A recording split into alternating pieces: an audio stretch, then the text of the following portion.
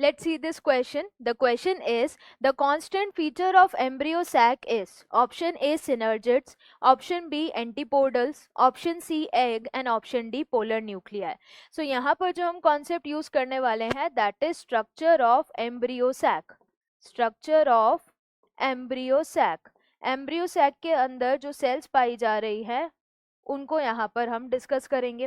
तो अगर बात की जाए एम्ब्रियो सैक के बारे में, इसमें पूछा जा रहा है कि इसमें कांस्टेंट फीचर कौन सा है जो बदलेगा ही नहीं, सारे एम्ब्रियो सैक में सेम पाया जाएगा। तो अगर हम बात करें एम्ब्रियो सैक के स्ट्रक्चर के बारे में, तो सिनर्जिड्स पाए जाते हैं 2 माइक्रोपाइलर एंड पे, एंटीपोडल जनरली 3 चैलेजल एंड पे, बीच में 2 पोलर न्यूक्लियाई होते हैं एंड एक एग सेल होता है। अगर हम बाकी यानी जैसे अभी हमने इस स्ट्रक्चर को पढ़ा, ये एक मेगास्पोर से बना था तो ये मोनोस्पोरिक एम्ब्रियो सैक था।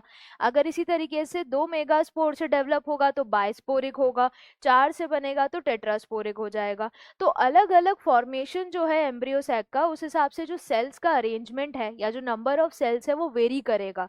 तो जरूरी नहीं है हर बार एम्ब्रियो सैक में 2 पोलर न्यूक्लियाई मिले, कई बार 2 से ज्यादा भी पाए जाते हैं अलग अलग अरेंजमेंट्स में, लेकिन जो एग सेल है वो हमेशा एक ही पाया जाएगा, यानी वो एक कांस्टेंट फीचर है।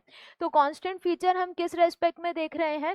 कांस्टेंट फीचर में हम कंपेयर कर रहे हैं types of embryo sac, types of embryo sac. तो अभी तक जो हमने पढ़ा है वो है मोनोस्पोरिक, एक तरीके यानी एक ही मेगास्पोर से डेवलप होगा। मोनोस्पोरिक के अलावा बाकी एम्ब्रियो सैक में अलग अलग सेल्स का अरेंजमेंट होता है, तो उस रेस्पेक्ट में नंबर सबका अलग अलग भी हो सकता है सिवाय एग सेल के, वो एक कांस्टेंट रहेगा। तो उस केस में बायस्पोरिक भी होगा, 2 मेगास्पोर से बने, एंड टेट्रास्पोरिक 4 मेगास्पोर से यहाँ पर डेवलप हो।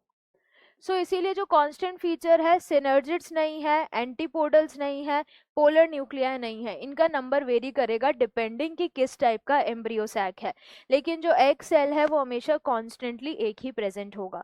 तो करेक्ट आंसर यहाँ पर क्या चला जाएगा? ऑप्शन सी।